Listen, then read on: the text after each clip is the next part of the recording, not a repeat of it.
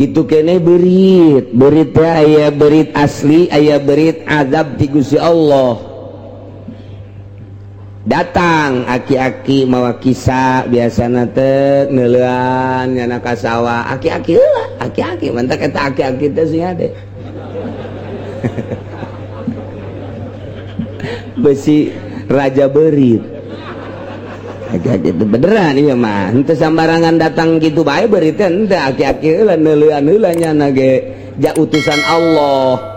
Aki-aki teh raja berit nyana teh ngambean heula set ieu pare ieu oh nu bogana ge diambean ku nyana oh ieu mah tilok ngazakat ieu diambean belah dieu bandean da dieu dah lamun geus mayoritas di dinya teh teu beres ka Gusti Allah teu ngazakat teh atawa jada teh babanda bae eta dileupaskeun berit ka dinya nyana nalap eueuh. Eta mah berit eta mah sanajan dipaehan ge loba bae bakalna eueuna ge sorangan ieu bakal lamun ku urang dipaehan dibeulem misalna atawa dipek-pek gering ku paehanana eta berit masih ngade ngan bedana deuleu lamun aya berit kos kitu deuleu mun aya berit lamun ku urang dideuleu tek bae nyana bangun deuleukeun gitu eta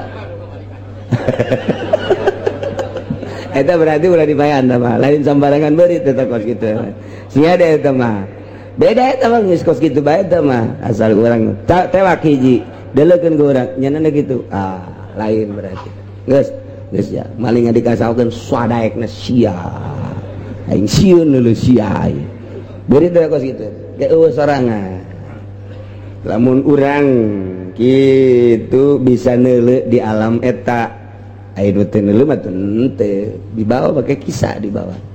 Mungkin nyana berangkat deui misalnya ti Karawang ka mana ka Cianjur naik mobil biasanya naik mobil ngobrol biasa juga urang itu lamun nu nyaho di alam eta mungkin nyana turun di pasawahan teh di amban heula nyana kitu bae sunnatullah ini dikirim berangkat ka Tangerang ka Cikupa oh kesempatan pasar geus mente jauh sawah ieu beagu pabrik kos gitulah berit dipaehan mah masalah teu doraka teu naon ngan eta balantaran keur ngazab sok malik ka urang kos keong sarua bae keur diazab ku Gusti Allah wa kos kitu nya ieu alap-alap helang orai eta mah sunah malah dipaean nya lajuna halil muhrim gitu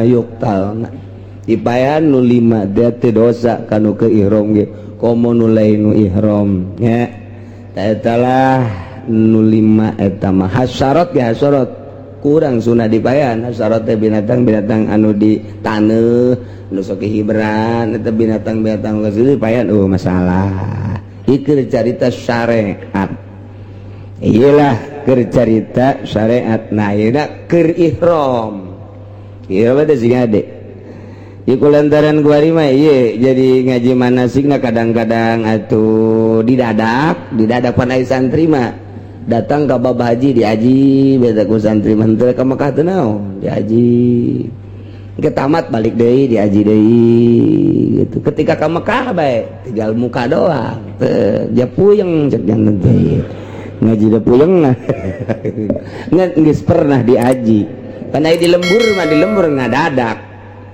aya jelema ajina haji ifrad pan haji teh tilu aya haji ifrad aya haji tamatu aya haji kiron mun haji ifrad ngaheulakeun ihram haji mandarikeun ihram umroh sapaket haji jeung umroh teh sapaket setiap urang munggah haji kudu jeung ihram pelaksanaanana imah haji heula wa imah ihram lamun haji heula ihram panderi ngaranna ifrad lamun gitu umroh heula kakarak haji ngaranna tamatu lamun barengnya haji nya umroh eta adalah kiron kitu bae haji mah mentek teu kaharti lamun Muhammadiyah mangaweukeun haji tamatu nya nama haji teh ifrad bae lantaran Kangjeng Nabi teh ifrad wah pendek pikiran da Muhammadiyah Muhammadiyah mah ngaulakeun haji tamat teu sahiji bae lantaran Kangjeng Nabi ketika haji wada teh hajina haji ifrad deuleu atuh dina Bukhari-na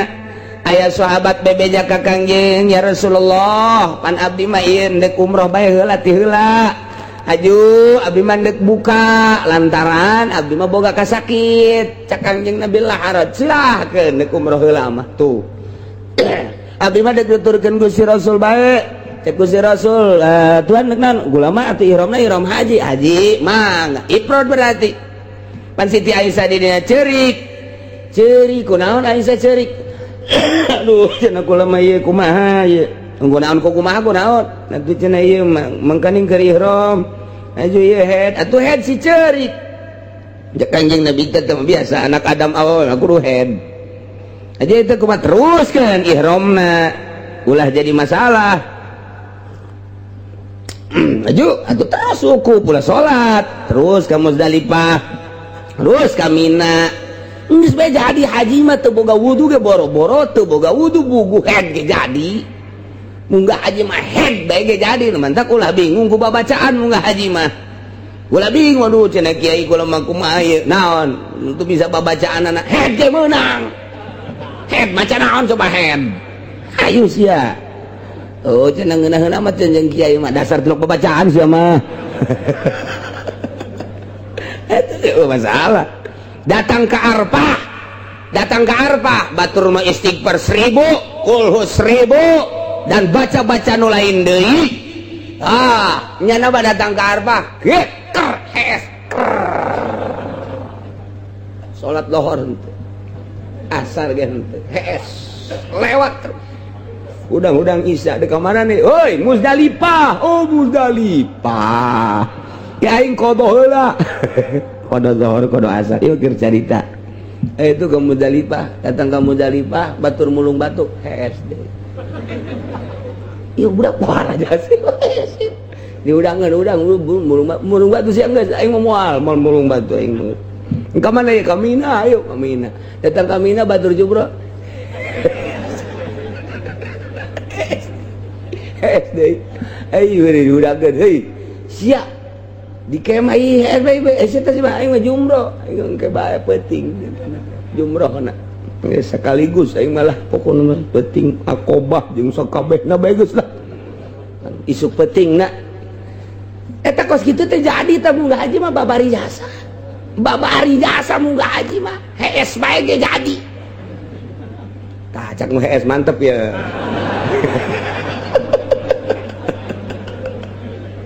atuh jadi ulah bingung gua bacaan head bae Siti Aisyah manggaring jadi geus beres ya teh ka Mekah Abdurrahman kakakna Aisyah dipanggil Kangjeng Nabi Abdurrahman tah Aisyah teh pantacan umroh kuari umrohkeun geus haji heula beres haji nyana geus sehat geus tawaf ifadah berarti geus suci tawaf ifadah sa'i beres kuari umroh Abdurrahman kakana anterkeun ka ditu ka Naim anterkeun balik deui umroh jadi haji na Kangjeng Nabi ifrad Siti Aisyah ge ifrad sahabat-sahabat anu sejen lolobana tamatu cak Kangjeng Nabi man kana lahu hadiun saha nu boga hadiun bawa ka dieu yuk bareng gula urang ifrad nu sejen sahabat anu tamatu bahkan aya nu saurang abdi mah landek dihijikeun bae lantaran ieu mah darurat mangga bae cak Kangjeng Nabi nu saurang mah dikironkeun nya haji nya umroh deuk gegeraan balik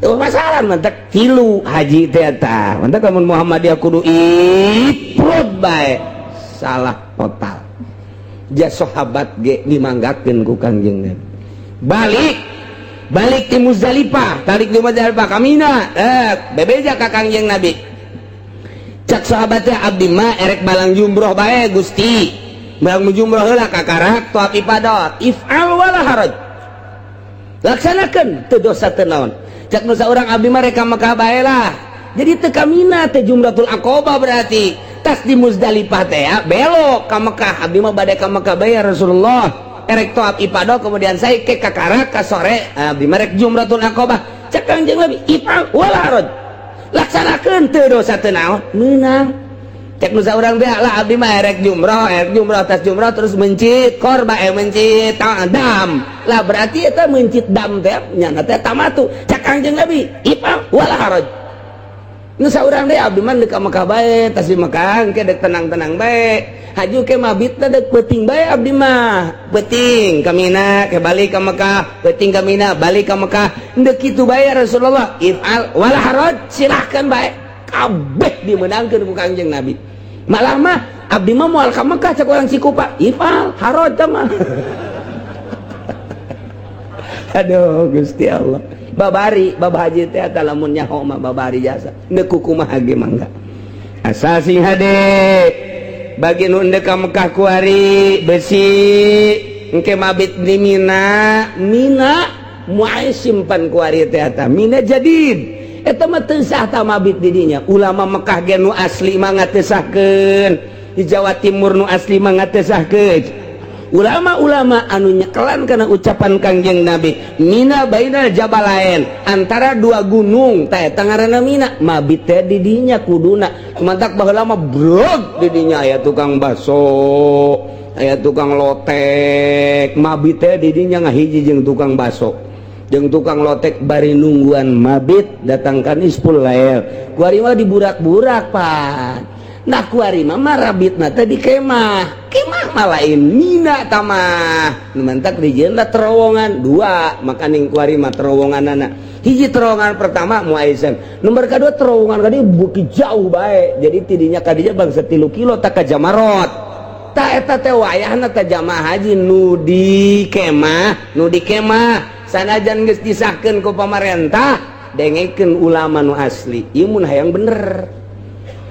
bener ieu mah keur carita yang bener ulama Arab ge hada Mina jadid kunaon tuh nyana di ditu nanyeun merek Bidayatul Muna di ditu Nihayatul Muna hayu bidayah jeung nihayana tetap ditulis padahal kita ulama pemerintah Arab geus bae itu ge Mina keneh atuh ulah ditulis bidayah maka ditulis di ditu Bidayatul Muna di ditu Nihayatul Muna cak nyana ge mimiti Mina mah ieu tuh tungtung Mina mah ieu tah lamun nek mabit mah di dieu cak urang Arab keneh nu bener jadi tulis di dinya aya gede Bidayatul Muna di luhur gunung aya di luhur gunung gede Bidayatul Muna aya deuleu ge ka bakuda kaditu anu kaditu nu kaditu mah nek neuleuh naon nya nage nyeun mah nyeun lantaran geus teu katampung dibejakeun ku sungu di Arabia ada muna jadid tetep bae nyanana ge nyanana urang ditu lamun deuk mabit kadinya bae belon teh coba atuh nu belon urang Indonesia nu kabobodo geus di dieu bae jariweuh meureunanan jauh lamun terus-terusan mabit di dinya tah mabit di kemah mayardam embe hiji embe tamatu hiji embe teu mabit di Mina bongan di kemah bae hiji dua berarti dipencit di ditu lain di dieu sing ada cenah aing mah dua tak embe engke bae dipencit bari eka anak aing blon sia mah tuh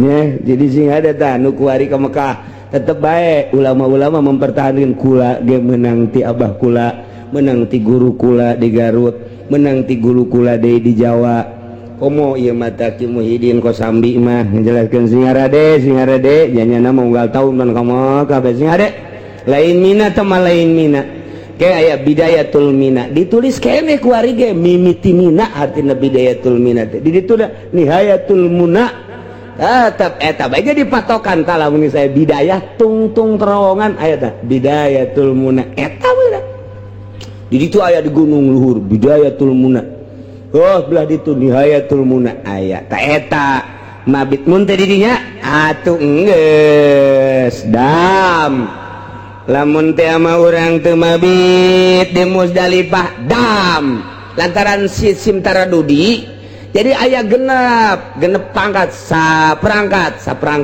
2 perangkat 3 perangkat 4 perangkat 5 perangkat 6 perangkat bahkan lamun 7 mah muasasana bisa ada sangka 10 eta lamun awal biasana diberangkatkeun jam 10 datang ka Musdalifah atau jam 9 ngan kuari mah taradudi mah ngahiji di Mina nu datang jam 9 nu datang jam 10 nu datang jam 12 nu datang jam 1 nu datang jam 2 nu datang jam 3 ngahiji lah di Mina ayang ke bendera Indonesia ngarana karangkeng tek we di dinya tak anu terakhir mah kadang-kadang anu datang ka jam anu nomor 11 mobilna nomor 12 ta mobilna ta eta teh biasana datang ka dieu subuh teu mabit tadi Muzdalifah teu mabit tadi Muzdalifah teh teu mabit datang ka Muzdalifahna subuh na eta teh embe hiji itu cenah sama ja urang mah teh nyaho ieu darurat meureunna nanti mah keur carita mun ku sia didaruratkeun kos kitu embung bayar embe atuh olos ngecek ulama embe bae hiji lantaran naon lantaran bisa urang ti Arfah ka Muzdalifah lempang deket di Arfah teh lempang ka Muzdalifah motong jalan kendal ka di jalan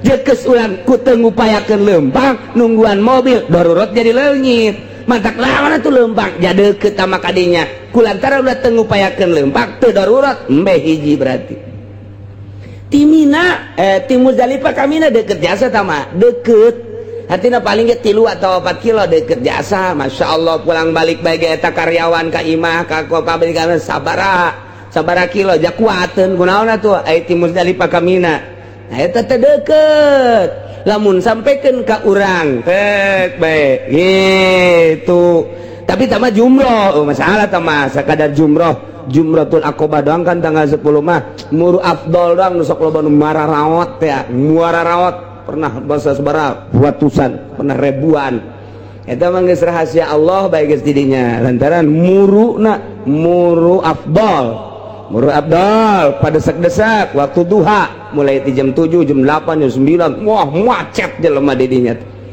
kok bisa gitu sih lantaran mazhab Hanafi kudu jam sakitu bae mandak eta mazhab Hanafi memaksakeun jeung Maliki teh kudu didinya bae lantaran perbedaan yang urang Aisyah Imah kira-kira atuh make waktu Abdul mangga nya nama wajib kudu jam sakitu urang mah kan henteu geus Abdul doang daripada macet mendingan engke bae dioper ka asar macet keneh poe eta mah engke bae ka peuting tuh masalah geus jam sababaraha ge malah manini mah aing moal jumroh mayar bae ka kepalana aduh sama masalah teh jumroh teh naon gitu naon sakabehna tanggal 10 teh jumroh tanggal 11 teh jumroh tanggal 12 teh jumroh tanggal 13 teh jumroh aing mah mayar bae moal kudu jumroh masalah tah aing mah mayar moal jumroh moal masalah mencit embe babari jasa ditanya mah can dek jumrah moal aku nantu mah capek moal ngulikeun atuh ngulikeun moal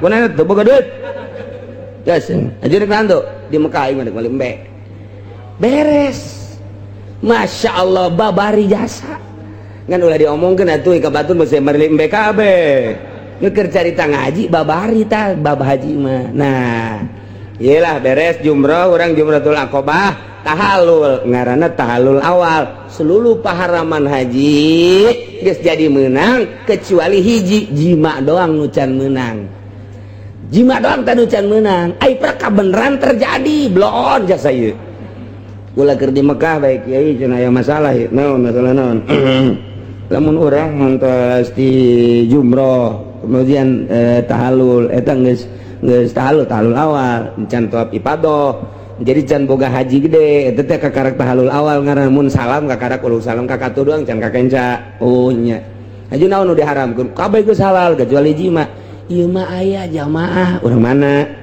urang Tangerang na mana deket kiai ge cenah deket tetanggana nu aya naon ieu ieu kakarak tahalul awal jima kumaha tah lah sia macam-macam di mana jimana sakieu gunung dibawa ka sisi gunung buku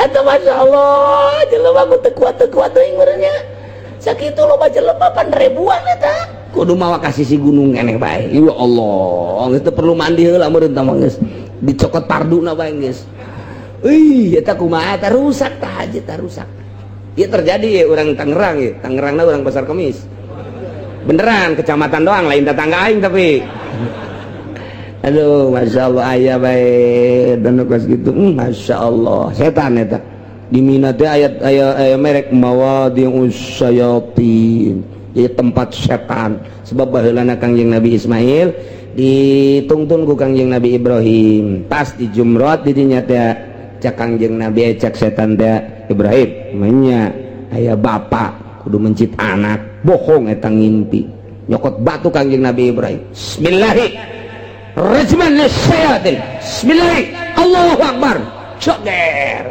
Jumratul Aqobah jadi tak pelebah dinya ya setan baheula. Pada Jumratul Aqobah teh setan tak baheula di dinya.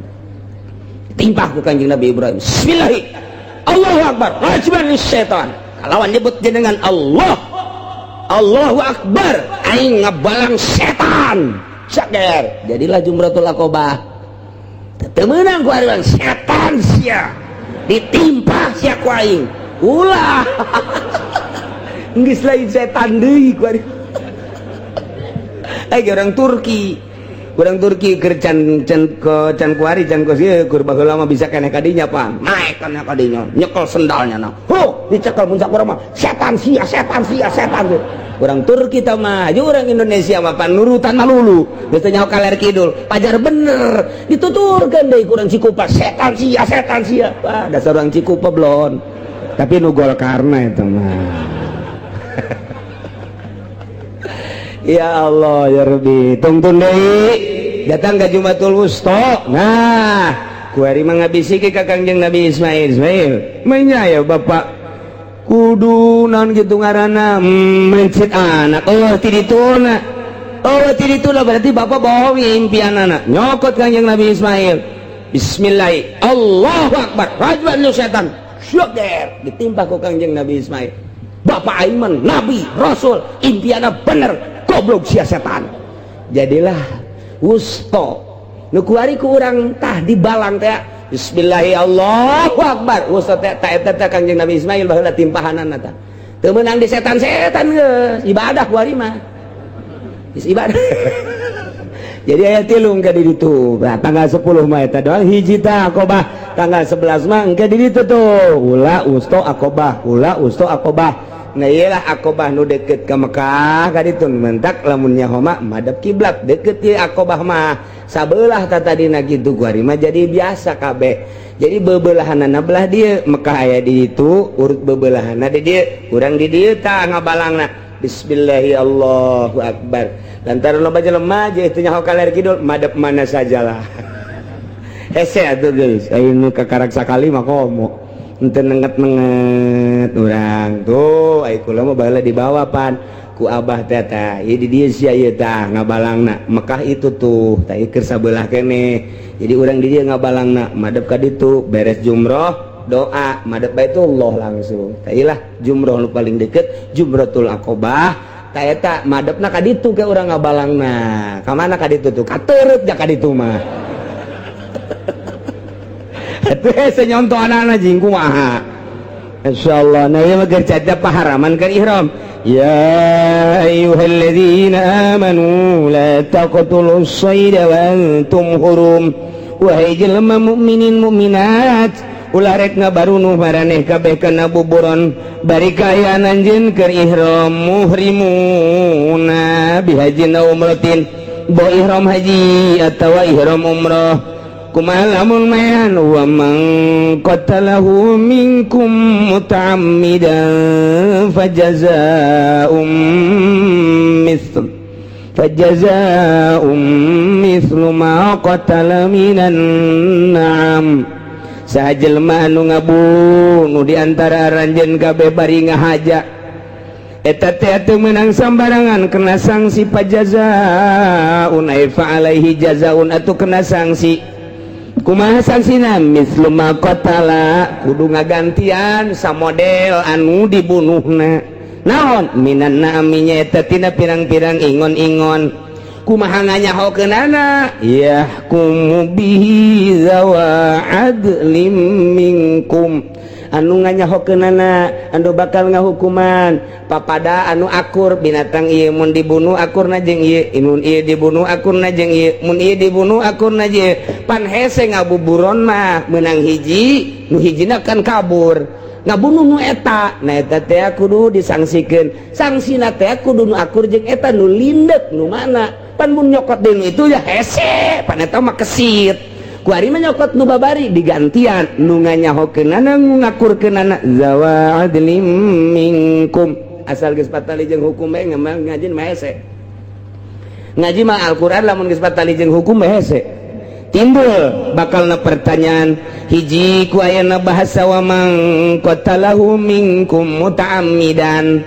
Kumaha lamun teu ngahaja?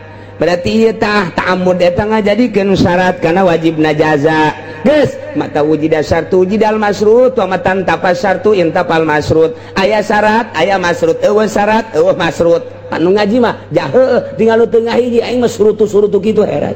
Surutu naon eta kiai teu ngaji. Hese itulah kisah bahasa muta'amidan kumata lamun tengah haja. Nah kumaha lamun tengah haja ialah sanksi-sangsina urang mah hese ngabongkar langsung dina Al-Qur'anul Karim serahkeun ka ahlina saha sahabat numantak cek di dina ge iya kumubihi zawa adlim minkum teu sambarangan ngakurkeun nu dibunuh kudu akur jeung gagantina nu mana nu bakal ngahukumanana lain kudu sambarangan urang Arab tapi yahkumu bihi zawa adlin dua jelema lalaki anu adil anu nganyahokeun kana sifatan hewan-hewan tersebut geus serahkeun ka sahabat anu ngarti geus dibukukeun ditalung ti ku Imam Syafi'i. Nah Imam Syafi'i geus ngitabkeun al kitabna raudhah ka belah dieuna majmu belah dituna sarahna belah dieuna jadi Fathul Muin ka belah dieuna jadi Riyad tinggal di deuleu bae kumaha babandinganna namun maehan onta aya dina Riyad kumaha mun maehan sapi aya dina Riyad kumaha mun maehan embe aya dina Riyad kumaha mun maehan hayam engke kumaha jeung kumaha. Nah inilah ayat nama iya dikemas ku ulama lantaran urang mah lain ahli hadis. Lamun dina hadis mah aya ieu babandinganna jeung ieu babandinganna jeung ieu babandinganna jeung ieu lumantak di dieu dijelaskeun sakadar para sahabat. Wa qad hakama Ibnu Abbas Abdullah bin Abbas mah seorang sahabat wa Umar jeung Sidina Umar mah wa Aliun jeung Sidina Ali mah pinu amah bibadanatin mun aya jelema ngabunuh keur ihram teh ngabunuh manuk soari nu sok disebut ku urang manuk onta manuk gede bisa ditumpakan disebut manuk soari di urang mah koswari soari atawa burung onta eta teh mun urang keur ihram ngabunuh eta onta hiji tuh nang saya tak ieu tak keteranganana Ibnu Abbas Umar Ali. Masya Allah kabelah dia sahabat keneh cuman waktuna wallahu a'lam.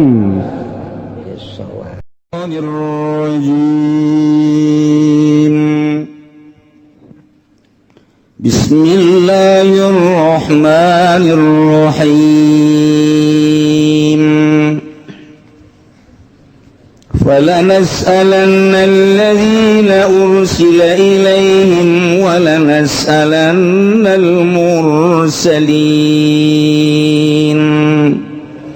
Wallahu a'lamu bimuradi maka yakti bakal nakon temenan ingsun agung alladzina ursila ingong akekang den utus sapa ilaihim maring alladzina ayal umama tegese pirang-pirang umatan ijabatihim ar-rusula saking ijabahe umam ing pirang-pirang utusan wa amalihim lan ngamale umam fi ma balagahum ing dalam barangkang mekaakeun ing dalam barangkang tekaya mahum ing umam walanas alam lan demi yakti bakal nakon temenan ingsun agung al mursalin ingkang den utus kabe anil iblagi saking nekaakeun amanah. فَلَنَقُصَّنَّ عَلَيْهِمْ بِعِلْمٍ وَمَا كُنَّا غَائِبِينَ Wallahu a'lam bimuradi maka yakti bakal nyaritakeun temenan ingsun alaihim ing atase mursalin bi'ilmi lalatatap kalawan ilmu lanukhbirannahum tegese yakti bakal nyaritakeun temenan ingsun hum ing alladzina ursila lan mursalin an ilmin saking ilmu bima fa'alu kalawan barang kang migawe ya alladzina kabeh lan mursalin wing wa ma kunna lan oranana ana ingsun agung goib inaiku kang goib gabean iblagi rusuli wal umam saking nekaaken pirang-pirang rasul lan pirang-pirang umat al khaliyah bimamilu kang seping dalam barang kang amal ya umam kabeh wal waznu yawma idzinil haqq faman thaqulat mawazinuhu faulaika humul muflihun wa man khaffat mawazinuhu faulaika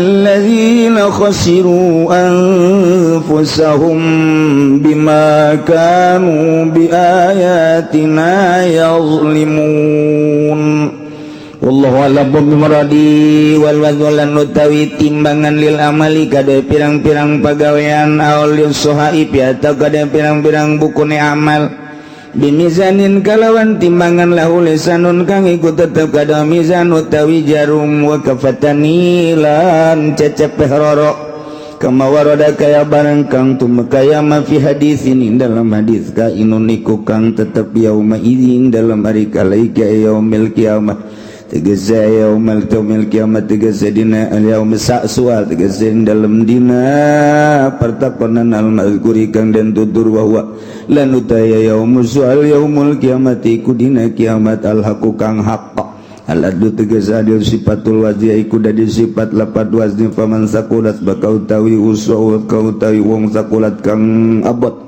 mawazin wa pirang-pirang timbangan ya siman bil hasanati kalawan sake amal becik fa ulaika iku makau ta'i mangkono manhum ta ya ulaika iku al muflihuna kang bahagia kabeh al faizuna tegese kang bahagia kabeh wa man khafat lam tasabba maniku khafat kapan khafat lan utai wong kang khafat enteng mawazin wa pirang-pirang timbangan man bisayati kalawan sake kalaan fa ulaika iku makau tawi mangkono bana alladzina khasiriku ngake kang pada tudai alladzina kabe anpusaing pirang-pirang awake alladzina bitasyiriha kalawan den dadekaken anpus ilan lari kemaring neraka bimakanu sebab barang kang anaya ulaika bi ayatina kalawan sakayat isu agung yadlimuna iku ngazalim ya ulaika kabe jadun tegese angas ya ulaika kabe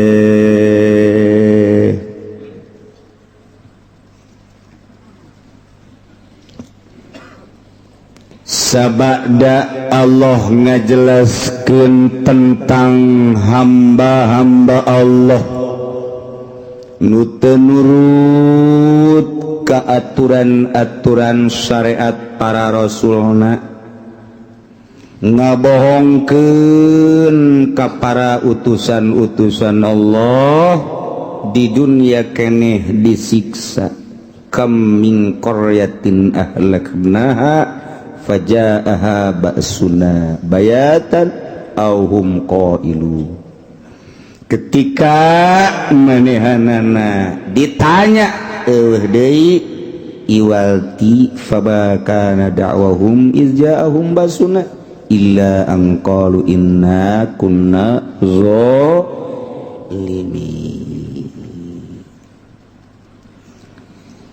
Setiap saat, setiap waktu anu ditangtukeun ku Gusti Allah, Allah nurunkeun rasul. Tuluy be kebutuhan-kebutuhan jang nyampaikeun syariat, Allah nurunkeun rasul. Kangjeng Nabi Adam, Kangjeng Nabi Idris, Kangjeng Nabi Nuh, Kangjeng Nabi Hud, Daud, Ibrahim, tuluy Kangjeng Nabi Sulaiman, tuluy Kangjeng Nabi Yusuf, Kangjeng Nabi Musa, Kangjeng Nabi Isa alaihissalam, terakhir Kangjeng Nabi Muhammad sallallahu alaihi wasallam. Wah, 114 rasul turun-turun ke wajib dikajahokeun ku urang 25 rasul. wajib nyaho teh mah nu 25 masih ngade sing hade teh mah wajib nyaho tah beusi nu encan nyaho kuari geus kuisan ka jembut-jembut dan nyaho rasul eta kudu dikanyahokeun kuari meuli loba lah kitab-kitab buku-bukuna di jalan ge di bus kota ge aya meuli apal ke kiai cenah teu daek hafal otak ulama diberena ku Allah sakieu mah beureun teu daek apa hiji Nabi Adam, dua Nabi Idris, tilu Nabi Musa, opat Nabi Isa, genep Nabi Sulaiman. Jadi tidak ngaruntuh ieu mah. Tidak ngaruntuh. Kebalik deui hiji Nabi Adam, dua Nabi Isa, tilu Nabi Nuh, opat Nabi Idris, lima Nabi terus, tujuh Nabi Muhammad, dalapan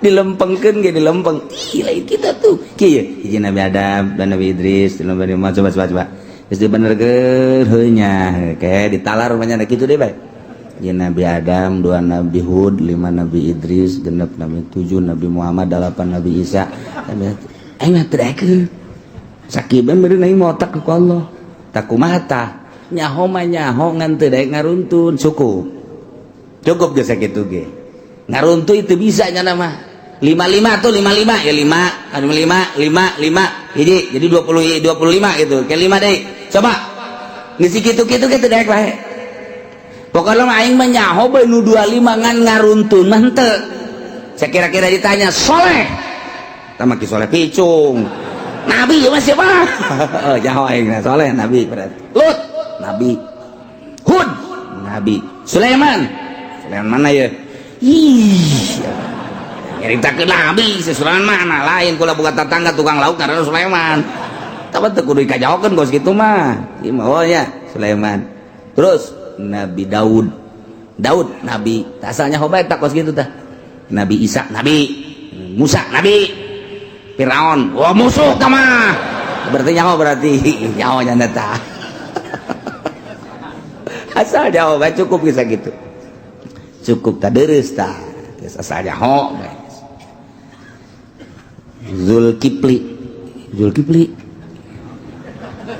nyahonya Nabi tak lain sih Zulkifli ayo model apa tuh ngaran Zulkifli sebab Nabi tak lain itu pokok sih eta iya baik baca nyaho cek tanyakan ke itu ke santri nanya kan nah ayo Zulkifli si Nabi tak lain ayo dong kapal kenuk itu ngaji kakarak datang ke jurumiyah aing mah wah santi bego ieu mah budak teu apa sarua bae atuh dinazomkeun kapan hum adamun idrisun nuhun hudun ma atuh dinazomkeun aya urang ngaji mah jadi geus nyaho tah asar rangkayanana dinazomkeun nyaho bae nya jadi santri mah ngeunaheun sebab aya dina kitabna mun geus kabeuli kitabna mun encan atuh henteu pagon deui atau kabeuli ngan can diaje atuh hese atau geus diaje ngan poho atuh sarua bae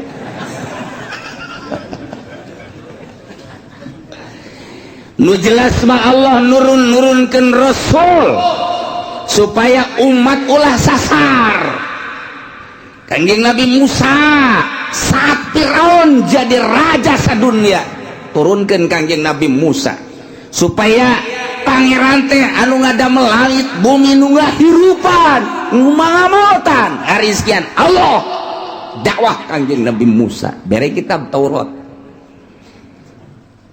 percaya Yahudi teh lah sebab bara gerintil lu percaya ka kanjeng Nabi Musa alaihis nyaritakeun kanjeng Nabi Musa sabada kula bakal aya kanjeng Nabi Isa alaihissalam percaya ka kanjeng Nabi Isa ciri-ciri kanjeng Nabi Isa dijelaskan dina kitab Taurat dol kanjeng Nabi Isa hampir dibunuh kanjeng Nabi Isa ku umat Masya Allah kari Injil kitabna di Injil dijelaskan engke bakal aya ngaran nabi terakhir ismuhu Muhammad ngaranna kanjeng Nabi mah ciri-cirina ti mimiti pangambungna cepilna socana bibirna senan gitu waosna kulitna kabeh gedeg pangadeg ka rambutna dan lain sebab bahasa-bahasana geus aya dina kitab Injil masyaallah yati mim ba'di ismu Ahmad dijelaskeun dina kitab Injil wajib iman kade jol kanjeng Nabi Abu Jahal teh tukang maca Injil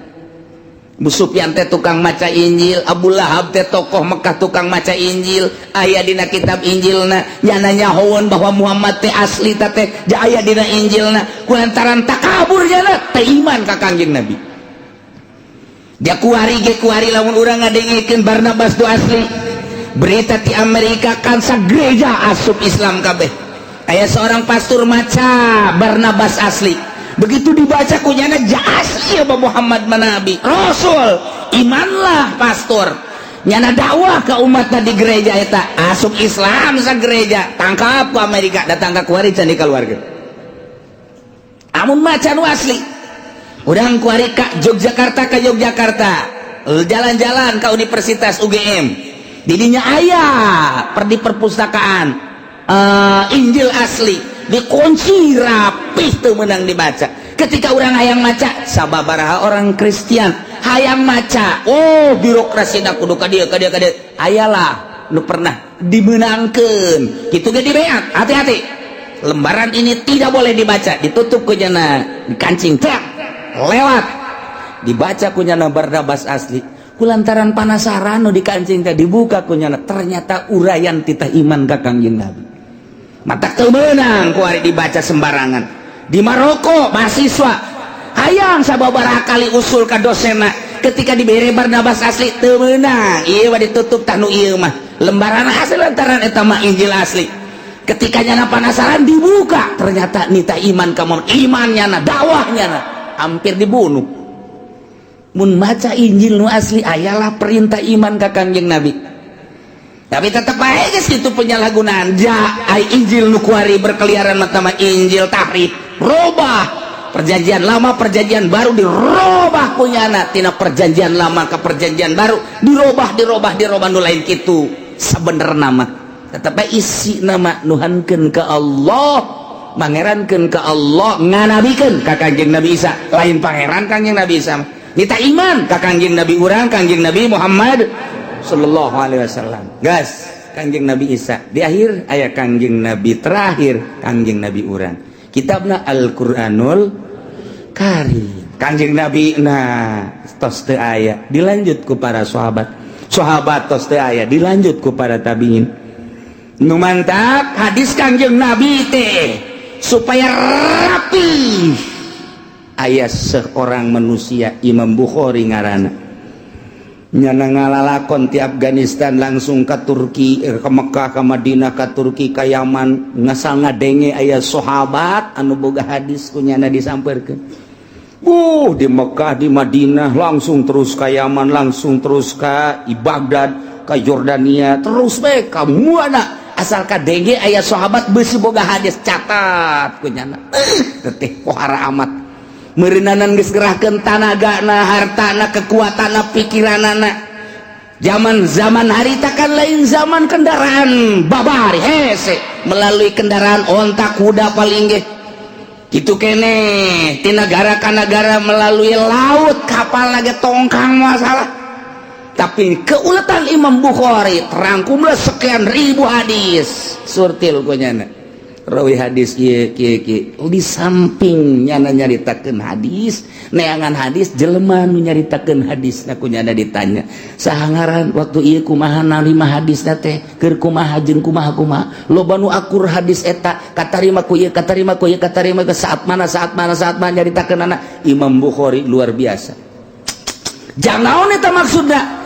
Supaya jelas Imam Bukhari ieu ucapan Kangjeng Nabi anu sahih, ieu ucapan Kangjeng Nabi anu dhaif, ieu ucapan Kangjeng mantak aya bae mustalah hadis, aya hadis mu'an'an, aya hadis mu'dhal, aya hadis sahih, aya hadis dhaif, aya hadis kitu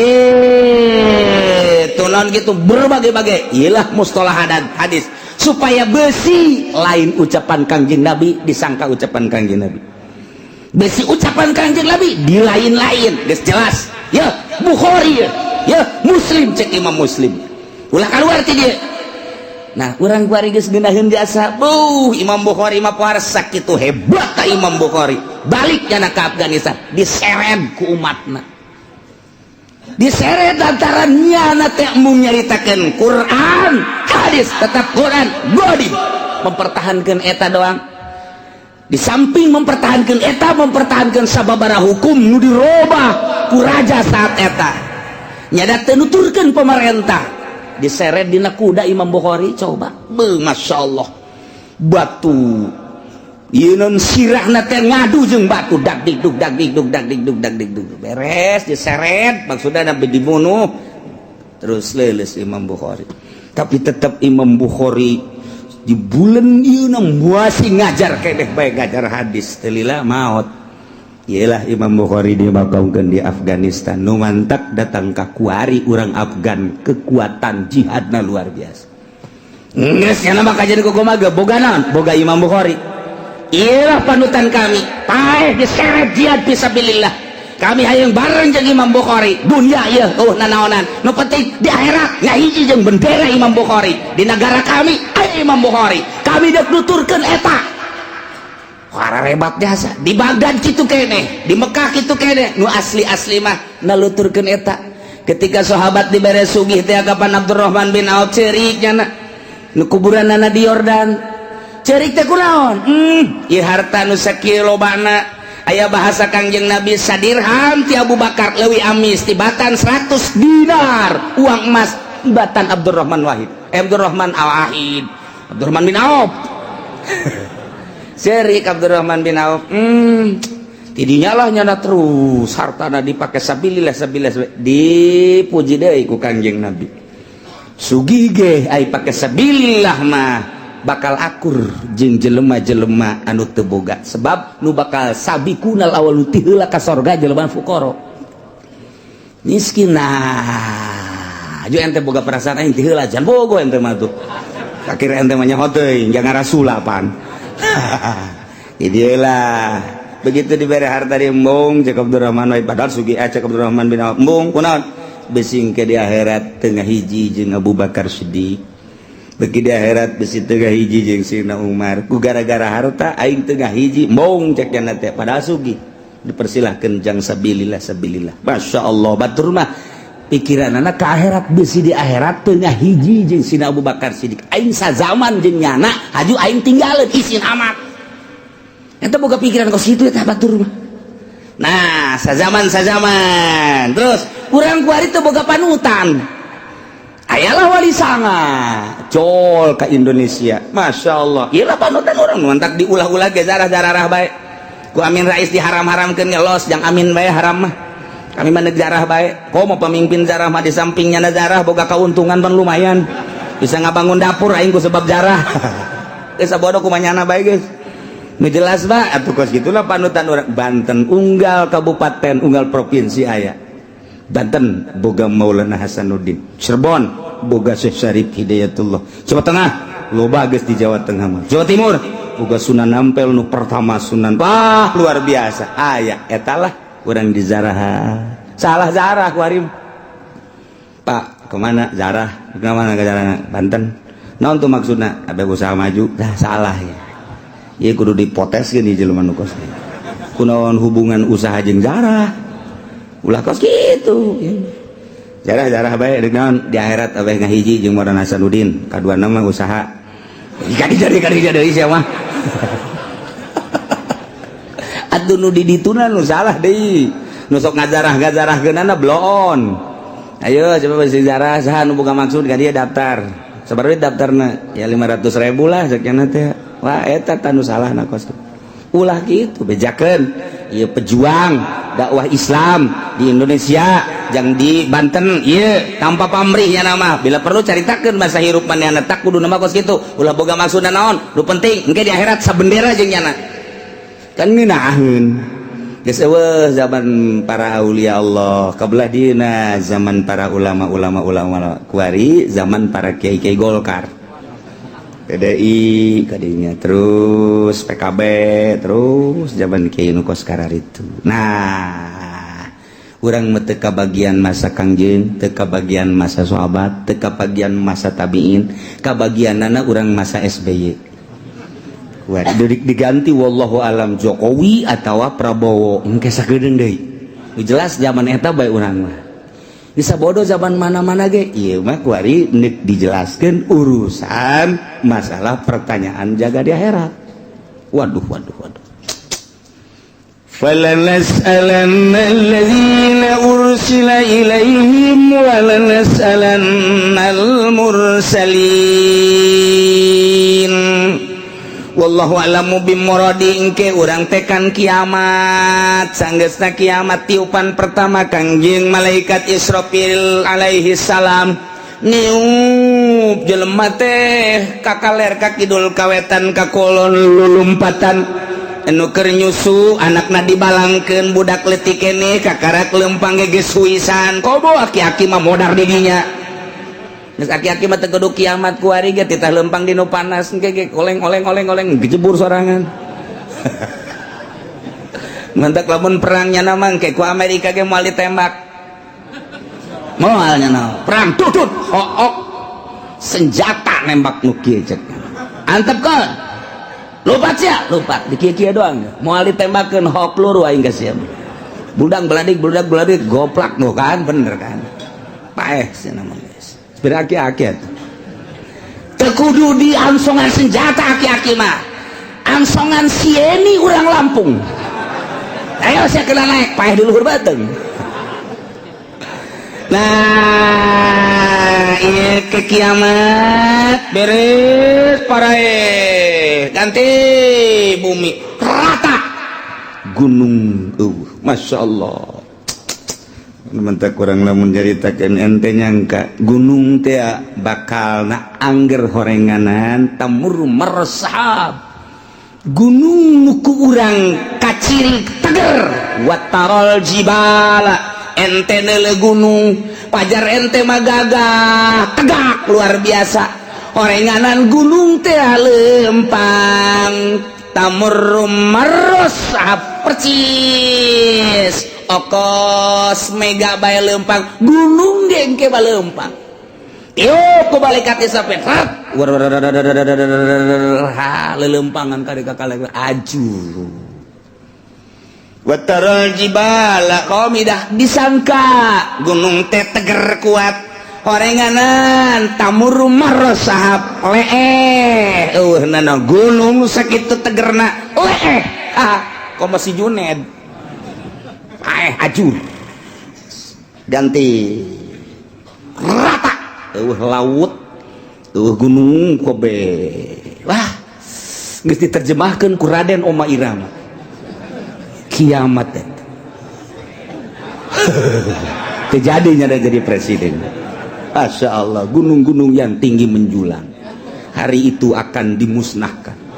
Wah pohara jasa Masya Allah lautan yang dalam sarua bae eta kos itu jana beunang di Quran masalah eta ya Allah ya Rabbi beres kabeh ku hari hujan teng tiup roh ku malaikat Israfil saat merelentis kostoge cal roh ararasuk ngeguruh jelema nu tadina sepi eueuh sasah wabeh wae kullu man 'alaya fan wa yabqa wajhu rabbika dzul jalali wal kullu man 'alaya fan wabeh aya di bumi langit rusak modar kabeh wa yabqa wajhu rabbika dzul jalali wal ikram hanya Gusti Allah sorangan nang tangan Gusti Allah limanil mulkul yaum can jadi raja apa ieu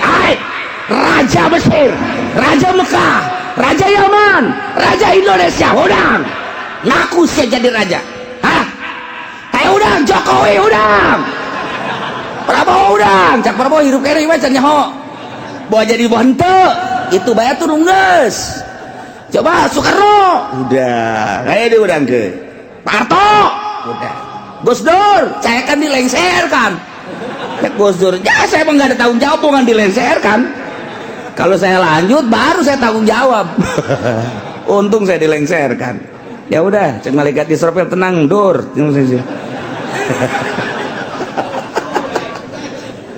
Masya Allah tantangan limanil mulkul yaum geus beres kabeh harirup giring ka mahsyar timbang amal timbanganana kos timbangan emas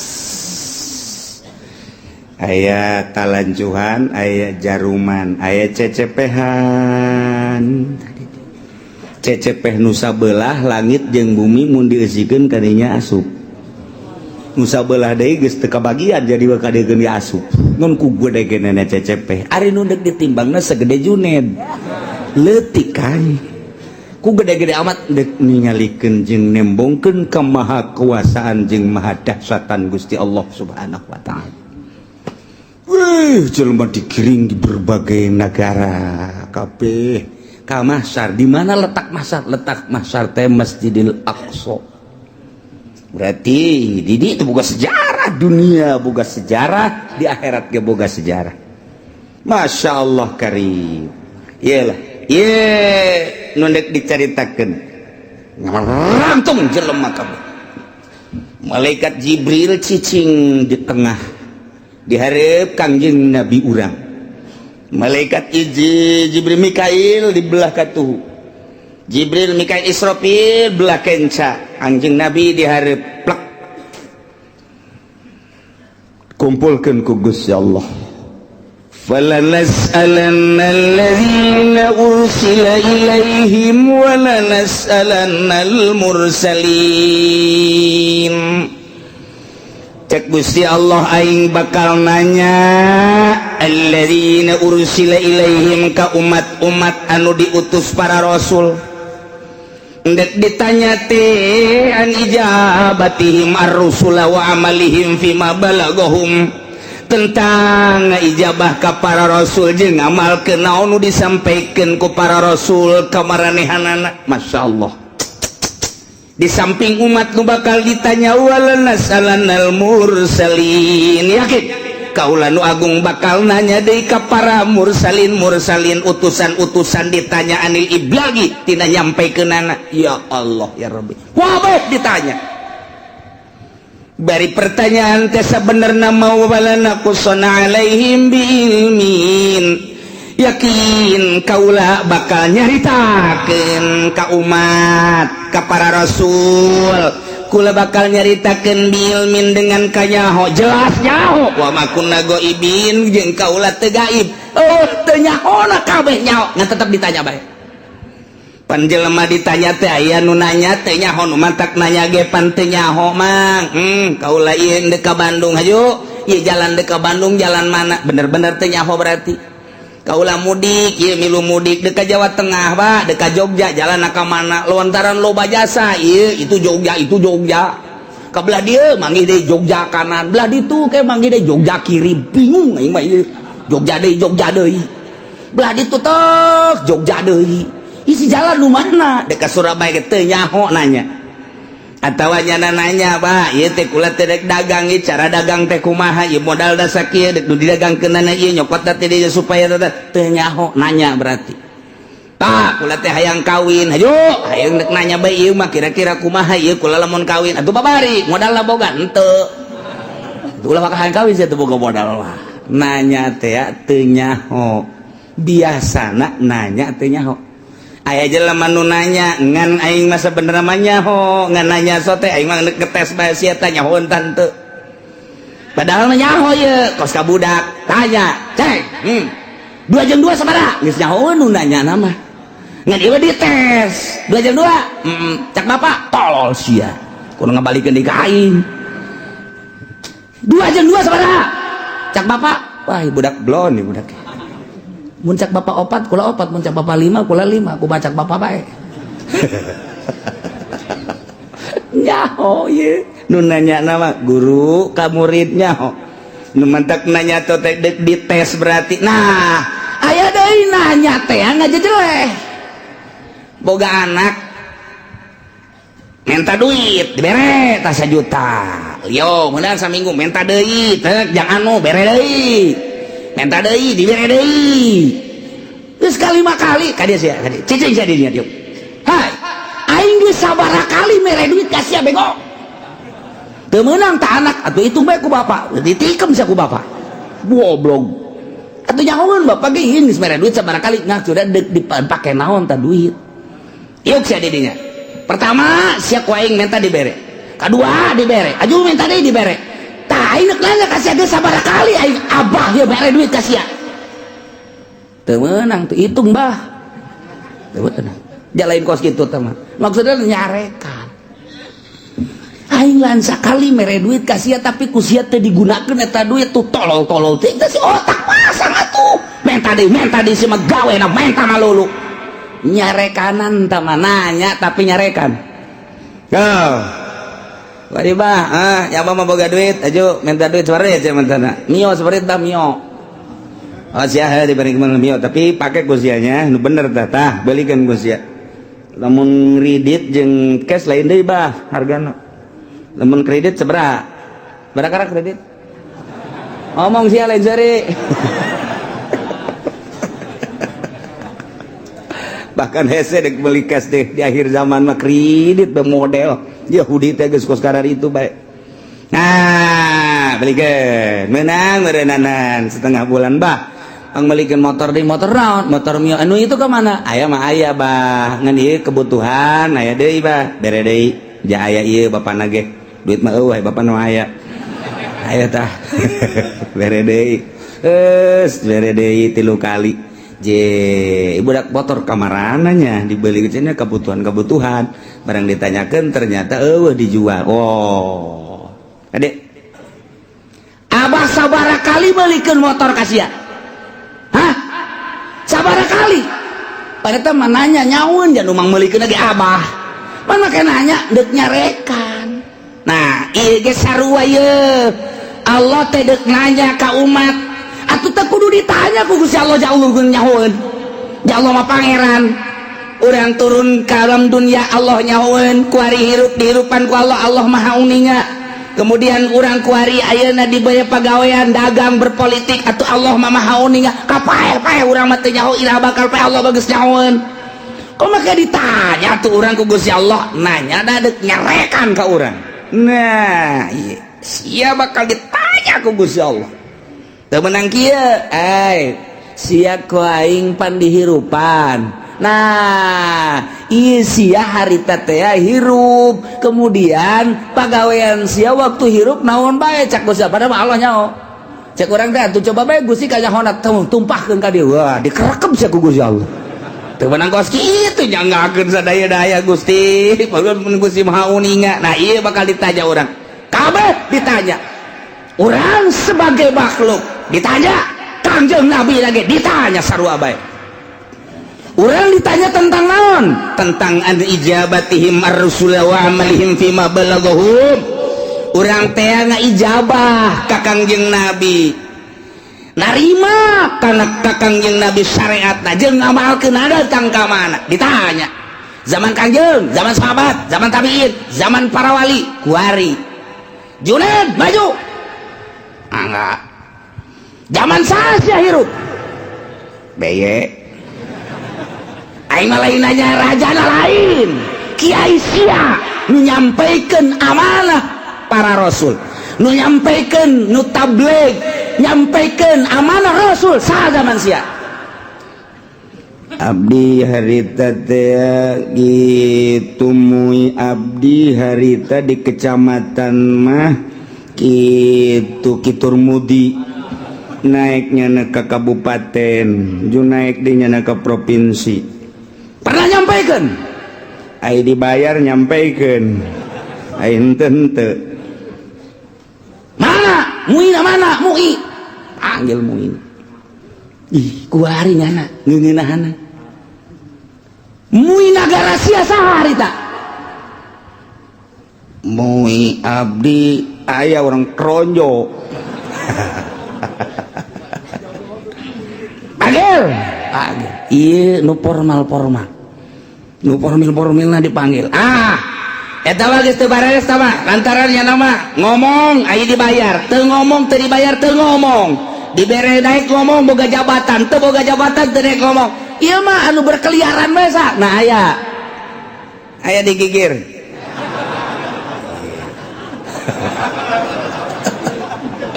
disebutan di Jakarta kiai anu di kampung kiai anu pernah nyampaikan pernah cara nyampaikan aku mah muludan bere duit eta lah lamun teu dibere duit ngaco ulah nu eta nu asli nu nyampaikan nu asli saha ayo gerak budi bejakeun diangsongkeun ka hareup deui kumaha coba eta urang lamun geus dikitukeun kumaha eta dihareupeun Gusti Allah. Nah sia zaman ieu pernah nyampaikan nyana bahwa Nabi akhir zaman Kangjeng Nabi Muhammad pernah. Kemudian naon nu disampaikan ku manehanana rukun wudu, rukun salat dan syariat lah dain sebab. Bener. Coba tanya kiaina ditanya deh. Siapa pernah nyampaikan? Bener. Nyampaikan lagi lah bae. Ai diondang muludan. Sok diberkatan. Aya. Mun teu diberkatan dibuleudan moal kadinya deui. Wah, itu beres ya. Aduh, Masya Allah. Nah, ia bakal ceritakan secara global be umat bakal ditanya tentang narima syariat di Kangjeng Nabi na nya atau henteu aya apa henteu. Ditanya, hai umat, pernah henteu Muhammad nyampaikan amanah ka anjeun tablighur risalah. Wah, jelema burr kabeh ngomong aya nu pernah, aya nu henteu. Ai Islam kabeh nyaritakeun pernah, kafir mah henteu, kan bela dirinya.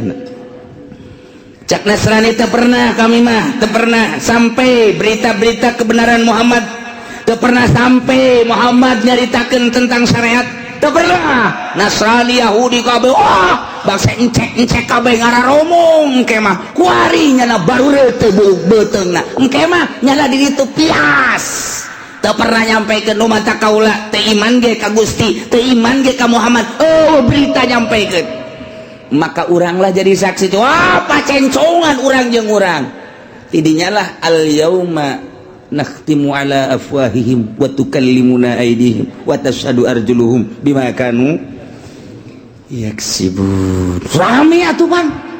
Wah, encek kampung Melayu ngomong. Hanya gitu make hayah kampung Melayu mah. Cek RRC bener. Nu kampung Melayu mah geus pohon bapak bahasa encek lagi geus bisaeun. Eta mah nya encek nya susah. Ya Allah, nya di neraka saneng rugina ka bina-bina. Hehe, pohara jasa. Ari tatanggana mah nu Islam sanajan nya ka neraka pan bakal dikaluarkeun. Tatangga si encek. Milu nya digawe jeung encek. Tapi kan nya lantaran aya imanan tetep dikaluarkeun untung kan. No iya wala nas'alanna alladzina ursila ilaihim. Ditanya umat tentang nerima atau henteuna ka para rasul jeung sanggeus nerima ngamalkeunana macem-macem ke rame.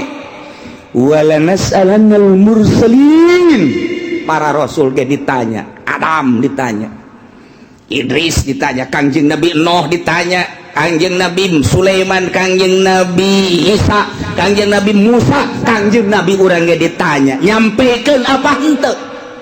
Masya Allah. Padahal mah Allah teh nyahun falanakusson alaihim bi'ilmin wa ma kunna ghaibin. Teu gaib nyaho ngan deuk hayang nyaho coba datang ka mana bari deuk ditaubeh di memeleh di jejele.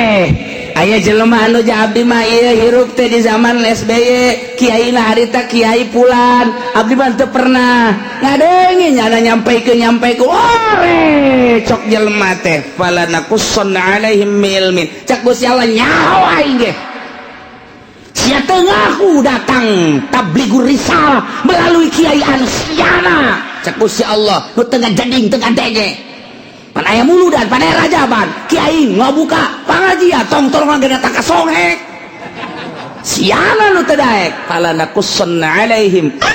Allah jaritakeun ngeunaheun bagi kiai nu katitipan ilmu sampaikeun besingke di akhirat ditanya walanas alannal mursalin, ditanya para mursalin, ditanya para wali, para kiai ketika orang dikahareukeun kiai anu sia di zaman anu nyampaikeun henteu henteu kunaon sia dititipan emang henteu nyampaikeun nu ngondang kunaon sia nu mata kaya diondang ieu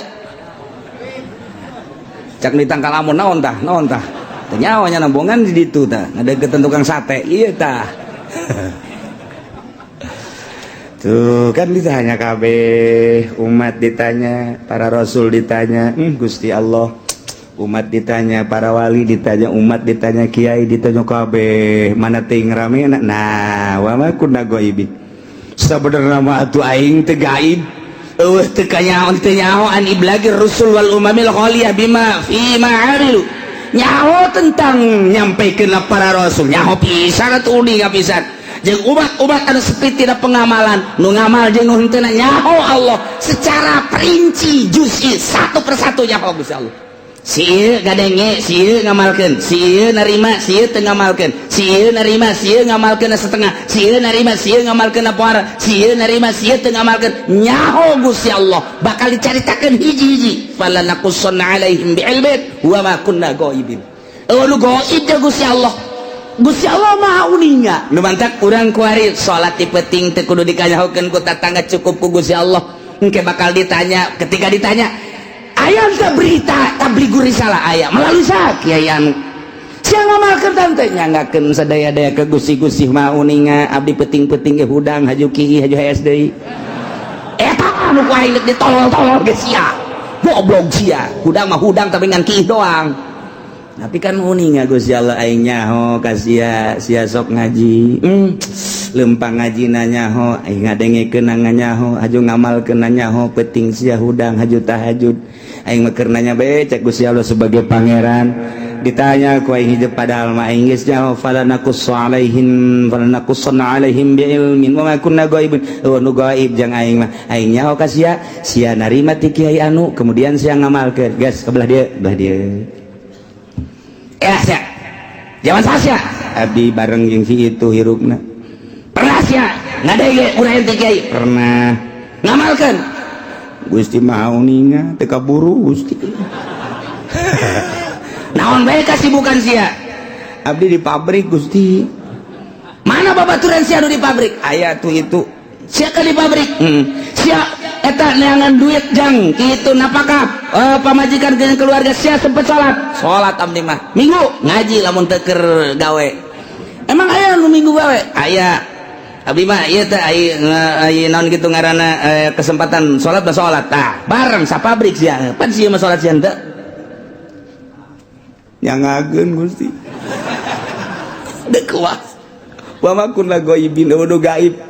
Nek ngomong naon sia, aya dalilna tah babaturan sia mah jadi pabrik ke sapabrik bala jeung sia, malah sakontrakan sangarendeng, sia mah ja salat sia nu henteu. Nah, nu matak sapabrik aya bae tah nu dibere daek salat, jang dalil engke di akhirat. Besinya ngomong bo Gusti bongan abdi mah dibere susah, haju di pabrik teu kaburu salat Gusti neangan duit bae. Babaturan sia datangkeun, ja susah sarua, pas salat. Sia ka ditu atuh. Dek lompat ka mana sia? Ayo sia. Dalu mah kunna ghaibin. Waduh gaib jago sia tah mah dek nyarekan bae supaya kadenge ku ban sojen.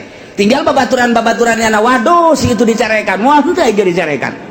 Heuh, dek lompat ka mana ya aing? Dek lompat ka mana? Nah, kabeh bakal ditanya. Falanaqussanna alaihim bi'ilmin wa ma kunna ghaibin. Tanya hiji-hiji. Bari Allah nyaho. Oh, lu gaib ka Gusti Allah supaya jelas Allah teh pangeran dek ngajejeleh jelema ditanya ku Gusti Allah kunaon sia persiapkeun ti kuari jang engke ngajawab pertanyaan eta lain lalagaan ieu mah Al-Qur'anul Karim wal waznu yauma idzinil haqq.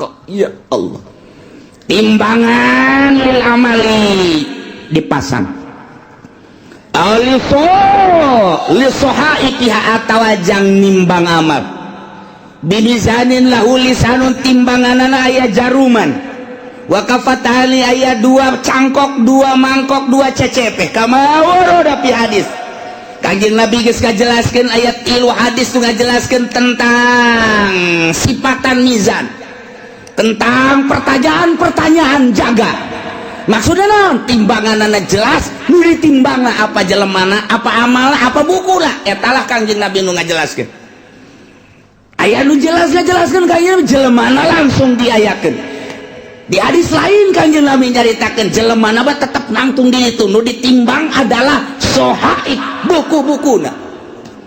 Cek sakaol mah lain buku-bukuna amal bae diwujudkeun ku Gusti Allah. Amal bagus herang, bagus caang, amal goreng poek joreng. nu jelas bandek kumaha ge ima urangna wa ima bukuna wa ima amala pan nu jelas apa tetep bae ditimbang-timbang keneh. Iyalah ayatna wal waznu yauma idzin al haq. Timbangan nyata, timbangan nu hak nu bener yauma idzin harita bakal dipasangkeun. Jangan sing hade faman saqulat mawazinuhu faulaika humul muflihun. Sahaja lemah nu ditimbang berat amal hadena faulaika humul muflihun, bahagia. Wa man khaffat jelema anu hampang mawazinuhu kahadeanana berat ku kagorenganana faulaika alladzina khasiru anfusahum, jelema etalah anu ngarugikeun dirina waktu di dunia bohong teu daek beramal bitaswiriha ilan nar ku sebab dijonglokeun ka neraka. Bima kanu bi ayatina yazlimun ku sebab maranehanana ngazolimkeun teu percaya ka ayat-ayat Allah subhanahu wa ta'ala. Nu ngantak urang mah alhamdulillahirabbil jauh masa urang ka Kangjeng Nabi tapi urang iman ka Kangjeng Nabi Muhammad sallallahu alaihi wasallam. Jauh jeung Kangjeng Nabi tapi urang ngalaksanakeun syariatna. Dibabaca ku urang sifat wajib di Kangjeng Nabi di para rasul teh opat. Urang diantarana kabeleteran kuari. Tah di dieu bakal ditambah ditimbang saurang-saurang malaikat Jibril di dieu, Mikail di dieu, Israfil di dieu, Kangjeng Nabi di dieu.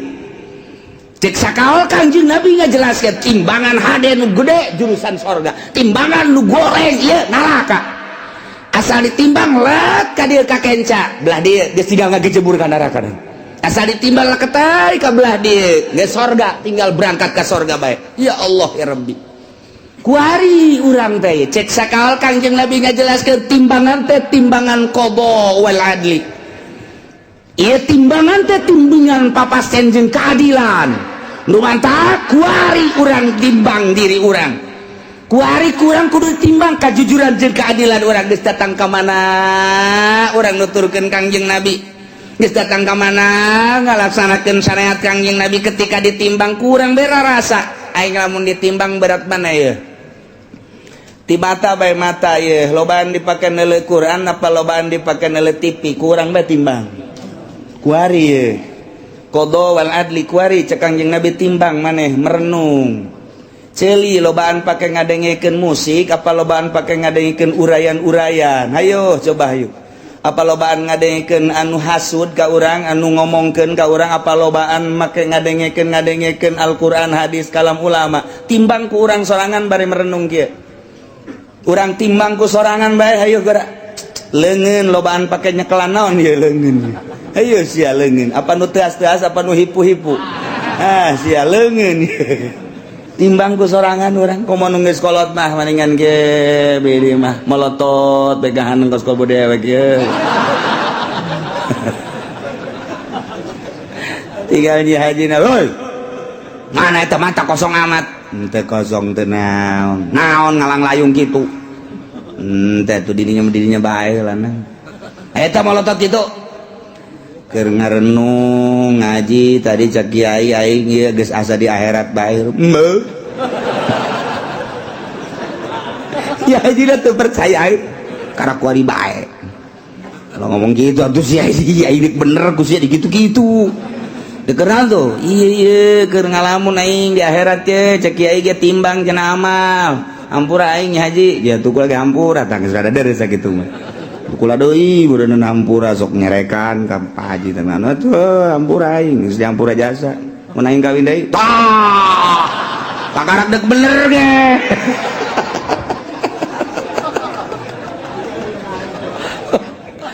tah urang ngarenung ieu aing lamun ditimbang kuari andai kata paeh aing ye ditimbang beratan ka mana mulai urang ngurucut cai mata Gusti tibalik datang ka kuari Gusti Allah nyaritakeun kahirupan para rasul nyawa ditarohkeun jang ka Allah terus di para sahabat nyawa ditarohkeun abdi manarohkeun harta ge ku pait-pait teh di zaman para wali songo eta teh perang nyawa tarohanan orang lamun zalah ka Kudus Masya Allah jana mapan balik tadi cacag nuku urang kuari di zarahan di Kudus Sunan Zal kadang-kadang Kudus tuh siapa jarah bete nyongaran ayo kiai na poho buku aing ge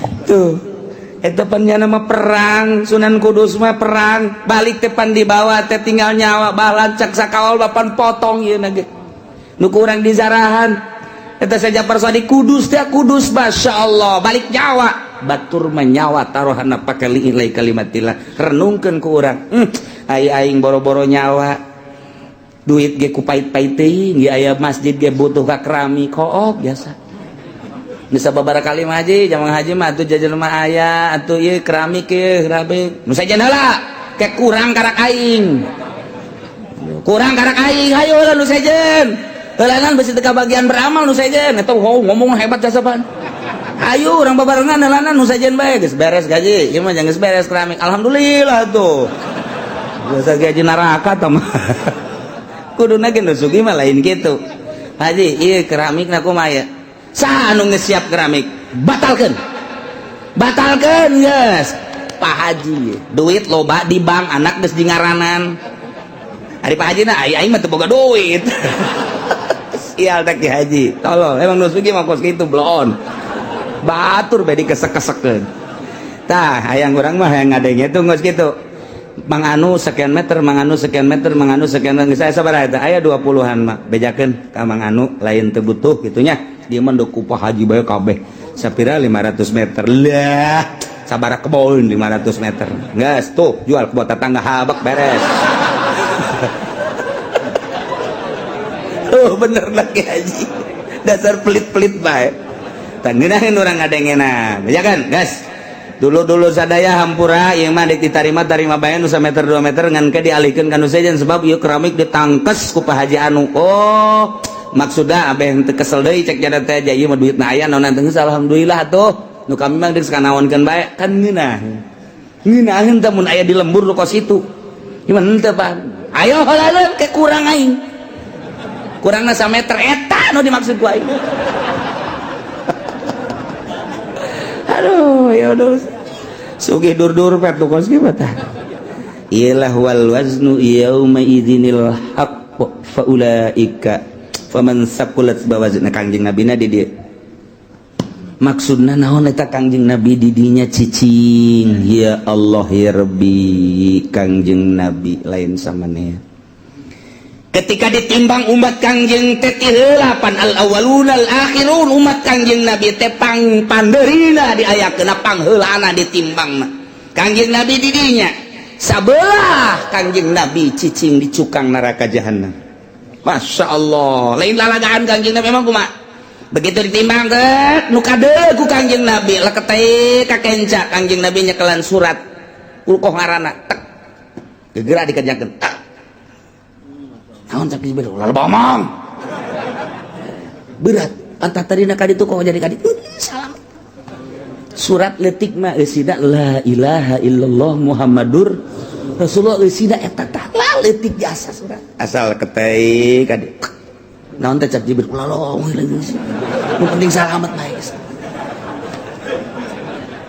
sada senang jasa urang boga Kangjeng Nabi modal kitu senang mun aya presiden nu kos kitu mantap jasa tah ya Allah ya bahkan sinar sholawat maka dele begitu dek ditimbang tak timbang lekete kade maneh kadele ku kaula cek Kangjeng Nabi ai Tuhan saha ma asanaka wajhaka wa ma asanaka khalqaka saha ieu kasep amat jeung bager amat ana nabiyuka Muhammad oh ku kaula kadele maneh sok maca sholawat 11 ta salat seeutik jasa cek ya kaduhung aing 11 baheula isinya diomongkeun di hareupeun jelema cak batu deh 11 doang geus kajeun 11 ge lantaran saya istiqomah geus begitu ditimbang tek teundeunan sholawat ka dieu oh 11 bae kuat ka salamet tas salat 11 nyana nanya heula masana wajhaka kasep amat Tuhan saha jeung tita tadi tutulung bae ana nabiyuka Muhammadun. Oh poharai kacirita nu sok baca sholawat mah ku Kangjeng Nabi, kaciri sidar sholawat teh geus disalabat-salabatkeun mah ku ari ulah-ulah cicingin geus kolot poe Jumat geus jam 10 ka masjid aing teu bisa jam 9 mah teangan di dinya tihang jang nyalan deui.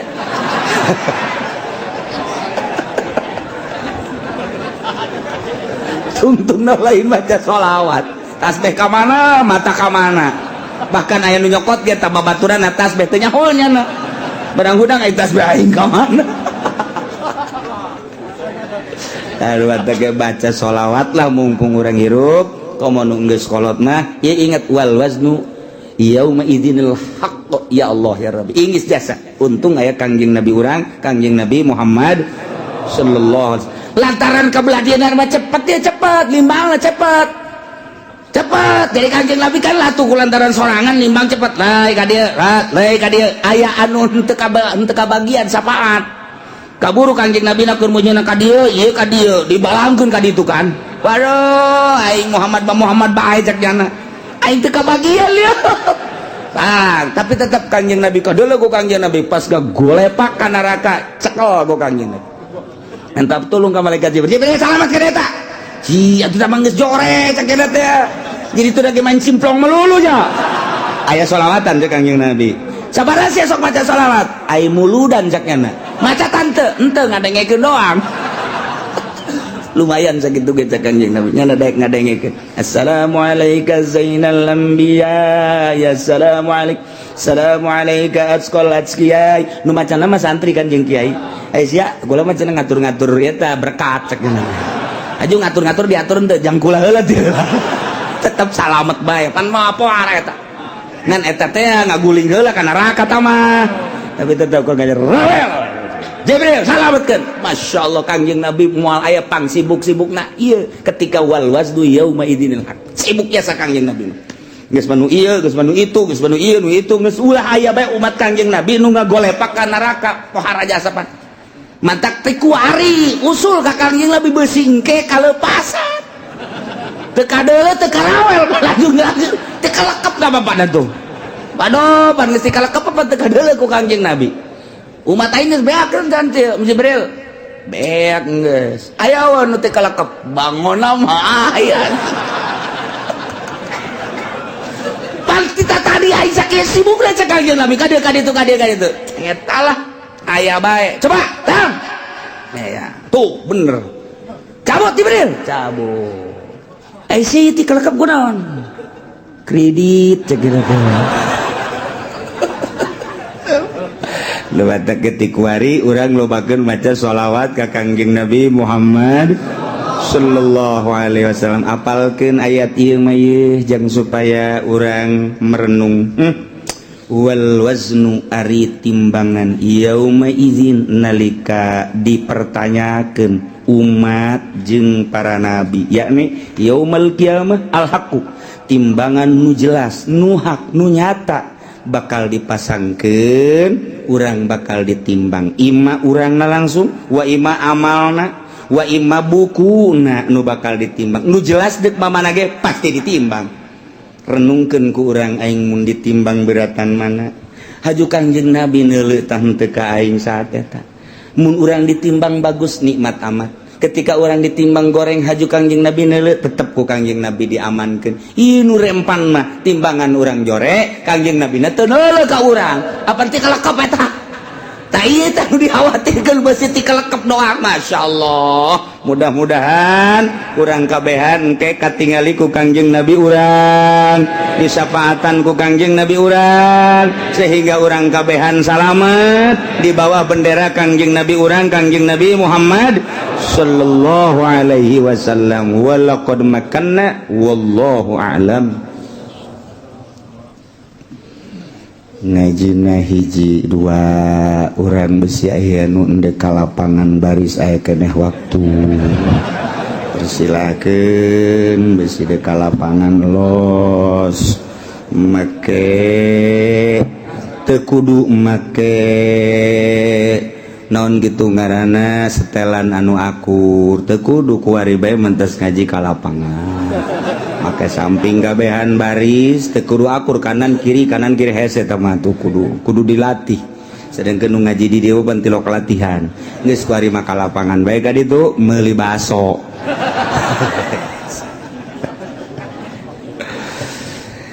Urang mulaiannya ngaji sing tegap sing rapih maksudna supaya kasafaatan ku Kangjeng Nabi Muhammad sallallahu alaihi wasallam. Allahumma shalli wa sallim ala sayyidina Muhammadin fil awwalin wal akhirin wa barik wa sallim wa radiyallahu ta'ala an sadatina ashabi sayyidina Rasulillah ajma'in. Allahumma hdina siratal mustaqim, Allahumma hdina siratal mustaqim, Allahumma hdina siratal mustaqim, siratal ladzina an'amta 'alaihim minan nabiyyin wasiddiqin wasyuhada'i wassalihin wa hasuna ulaika rafiqa. Dzalikal fadlu minallahi wa kafa billahi alima. Wa shalli wa sallim ala jamil anbiya'i wal mursalin. Alhamdulillah.